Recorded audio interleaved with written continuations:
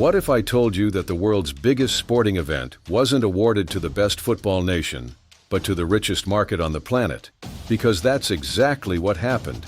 And once you understand why, football will never look the same to you again. The FIFA World Cup 2026 is coming to North America. 3 countries, 16 cities, and for the very first time in history, 48 teams. But here's the question nobody's really asking. Out of every nation on earth that bid for this tournament, why did FIFA choose the United States of America? The answer isn't about passion for the sport. It isn't about footballing tradition. It's about something far more powerful. Money, infrastructure, and a market FIFA has been trying to crack for decades.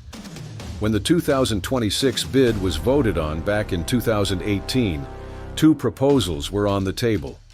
A joint bid from the USA, Canada, and Mexico, and a competing bid from Morocco.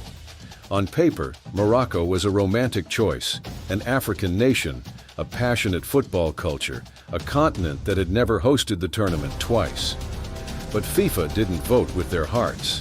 They voted with their spreadsheets. The United Bid, as it was officially called, promised FIFA something Morocco simply couldn't match: existing world-class stadiums, 0 construction risk, and a television audience of over 300 million people in the United States alone. Here's where it gets fascinating. The USA already had 11 NFL and soccer stadiums fully ready to host World Cup matches. No rebuilding required. Morocco, by comparison, would have needed to construct 5 brand new stadiums from scratch. FIFA had been burned before by host nations over-promising and under-delivering. They weren't going to take that risk again. And then there's the money. The 2026 World Cup is projected to generate over $11 billion in revenue. That is more than double any World Cup in history. A significant chunk of that comes from American broadcast deals, American sponsors, and American fans spending inside American stadiums that hold over 80,000 people each. But here's the deeper story. FIFA didn't just choose America for 2026. They chose America because they need America. Football, or soccer as they call it there, is the fastest growing sport in the United States. Over 30 million Americans play the game. The MLS is expanding. A generation of fans is growing up watching the Premier League, La Liga, and the Champions League.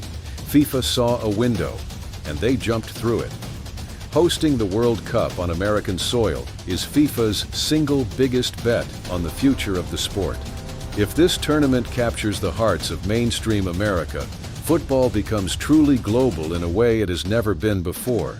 So was it fair? Was it the right choice? That depends on what you believe football is for. But one thing is certain, the 2026 World Cup isn't just a tournament. It's a calculated move to make the beautiful game the biggest sport on earth. And America is the final frontier.